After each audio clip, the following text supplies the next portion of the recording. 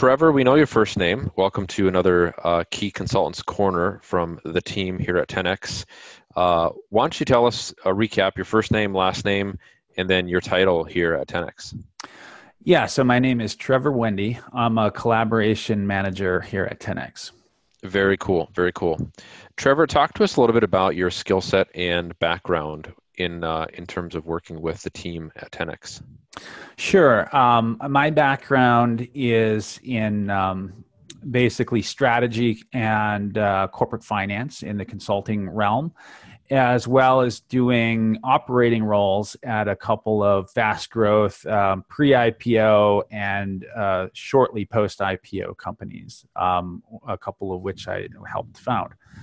So in terms of a skill set, it's relatively broad-based. I do have a generalist background, but in particular, I've been working a lot in market entry, strategy, and the finance and strategy issues that go around those. Very cool. So talk to us a little bit about, as we summarize your background as well as your expertise as a collaboration manager over the years. What's some of the value that you're able to bring to some of the 10X clients as we're working through those projects? I think the value that I personally bring to the table is a broad-based background in data and fact-based gathering and assessment. So when I worked with McKinsey & Company, we were doing these same kind of projects for our clients and putting this together with really large teams of people and really expensive teams of people. But the core of the issue is really to get the underlying primary research fact base and illuminate that in a rigorous way. So what I mean by that is when we are pulling up the research, it's quite simple to pull up secondary research and to read banking reports and things like that on an industry. But what creates differentiated knowledge is two elements, and that's what essentially 10X and I as a part of that bring to the table. So those two elements are proprietary knowledge that you can get from the market. So being able to go out and reach out to actual experts, people with their feet on the ground and hands on the actual data and information that we'd like to get to, rather than reading that through a filter. But at the same time, then you have a massive amount of information when you do all of that primary research. You need to be able to synthesize that information into tangible and actionable outcomes and recommendations for your client. And so what my background and skill set allows me to do is bring those large data sets and large groups of qualitative information together into a cohesive and digestible set of reasonably understandable outcomes and recommendations that we're then putting on the table for our clients. Yeah, that's interesting. I think it was Lee Iacocca, the former CEO of Chrysler Corporation, said way back in the day that strategy is critical, but implementing that strategy is no less than critical. So it just kind of piggybacks on what you said a minute ago. Yeah, very much so. So talk to us a little bit about some of the projects that you've worked on with the team at 10X. Clearly you have a great background. You've worked in a couple different industries, but curious which type of clients and projects that you've worked on that you could highlight. Sure. I've worked on projects in what I would call a tech enablement of a rather old school industry, which is waste removal. And that is a really interesting case in which we're able to help a client identify a client that's been very successful in implementing a technology into the domestic industry, help them identify adjacent industries to potentially expand into, and quantitatively size the economic opportunity associated with that, as well as in a subsequent project, help them identify international markets which might also meet the same criteria, and where viable, also help them to size the economic opportunity along with that. So that's very tech heavy, and again, market entry, market expansion focused. And another very interesting project I've worked on recently is also in the tech space, but having to do with additive manufacturing. And in that area, which is a very nascent technology, it's really difficult to judge what are the high value applications for that technology, because it's easy to say if you're going to print one of something, or if you're going to produce one of something, that you should do that with additive manufacturing where possible. However, where is that limit? Is it 100? Is it 1,000? Is it 10,000 or even higher? Yeah. And that limit is really interesting in that it pertains to other industry variables that we were able to illuminate for the client.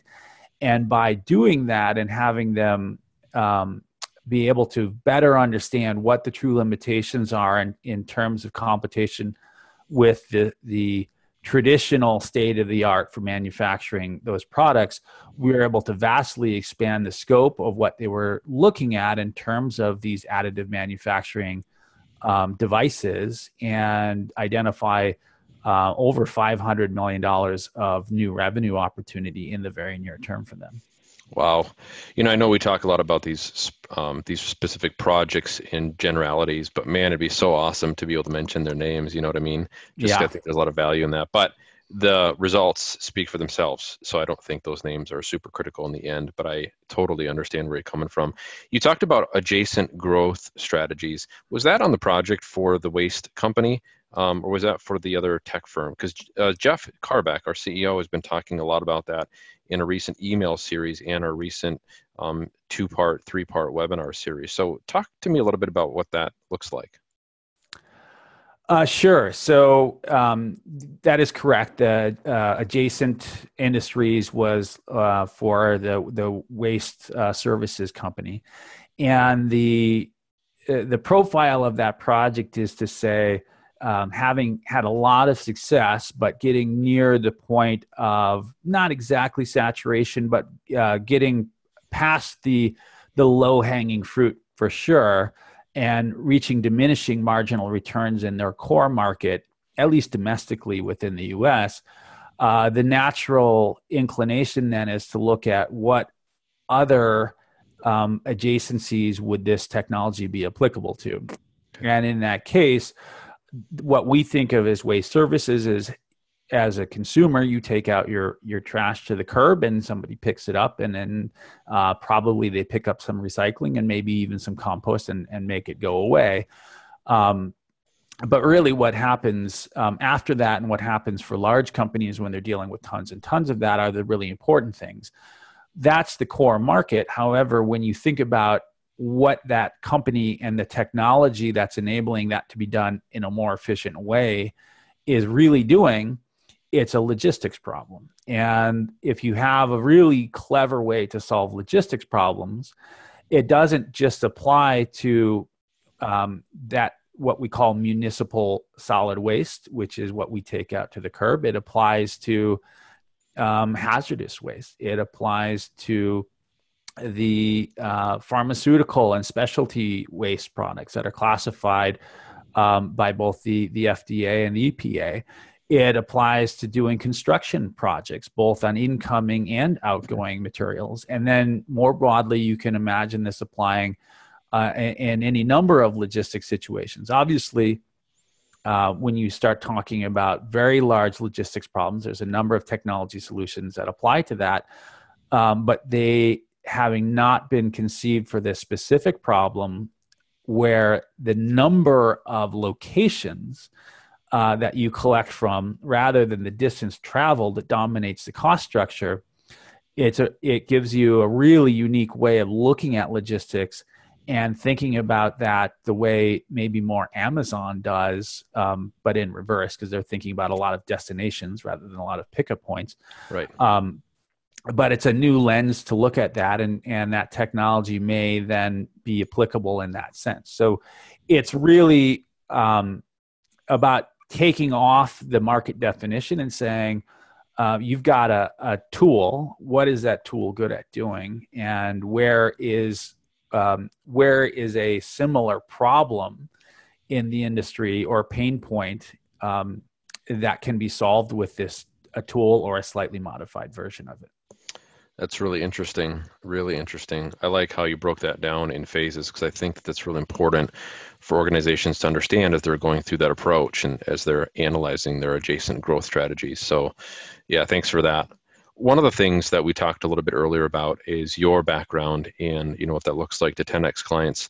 If you're talking to 10x prospect and they're considering hiring us or working with us or collaborating with us on a project, and they ask about maybe the top 2 or 3 benefits of working with a very what I would call a non-traditional consulting firm, because we are essentially turning traditional consulting on its heels, so to speak. What are some of those top 2 or 3 benefits that you're going to talk about with the potential company who's looking at engaging you and the 10x team? Well, I would say the number one thing, and it probably dominates the value proposition, is really the cost benefit on fees, where the way 10x operates is extremely low overhead. We rarely travel because we're using technology to cover those gaps and to develop the relationship and rapport with the client that I personally used to have to spend 4 to 5 days a week on the road in order to do. That 4 to 5 days on the week on the road and the projects that I used to do with McKinsey would create about 20% of our cost structure. Wow. And that's direct cost. If you look at the loaded cost of that, and you talk about having all the travel agents and all the people that facilitate that and all the offsites and things that you needed to do in order to manage being on the road, it was probably something more like 25 or 30% of the cost structure. In addition to that, you've got relatively a wide net to grab talent from. You're not picking people out of particular cities or business schools even and sending them around. You have all of the folks that have this kind of a background like myself that used to work for one of the top handful of consulting firms in the world. And you have some people who might go and do that coming out of business school, but choose to do this instead because it's an improvement in their lifestyle in order to not have to do the 4 to 5 days a week of travel. Right. So on a cost benefit basis, I think we are able to do a very similar type of work with a fraction of the total fees and still make that work out for both the client and the principals here at 10x. So that's one. And then the second main thing that I would highlight is the way 10x is built. It's a network by definition. So it's not a company or even an organization. It's a network. And if you look at the fundamental if you look at the fundamental composition, what are the assets of any consulting organization? Well, that's the people that are there. And so it's not the buildings, it's not the brand, it's the people. Yeah. And so having a network with the core of that being the recruiting aspect of that, but having a lower bar to get to get somebody to actually join that network or be in that organization is a really powerful thing. So what do I mean by that? Well, I don't have to commit the next 2 to 4 years of my life to join 10x and do projects with them.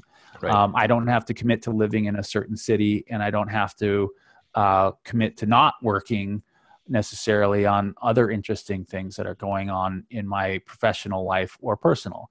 Right. So that's a big part of the value proposition to individuals. So when you look at that as a recruiting tool, both for the consultants and that are joining the team, but even more so for the experts, where it's even lower touch, you can access a talent pool and an expert pool that becomes really vast.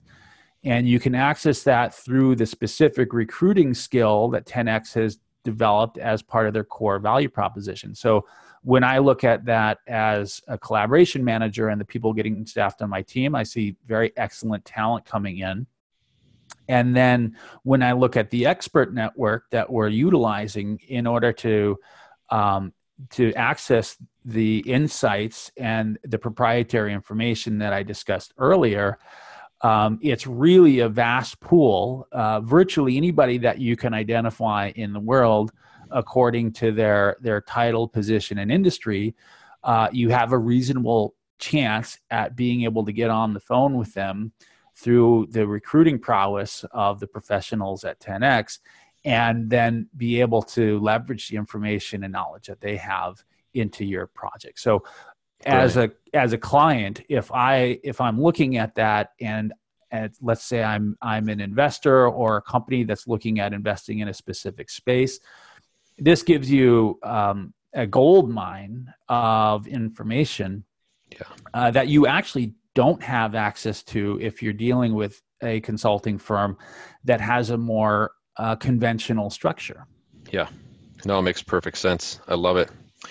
Trevor, this has been a wonderful use of my time this afternoon. I hope it has been for you as well, and the prospects and our clients who are watching these key consultant interviews from the team at 10X. Thanks so much for joining us today. Great. It was my pleasure. Have a good one. We'll chat with you soon. Great. Bye-bye.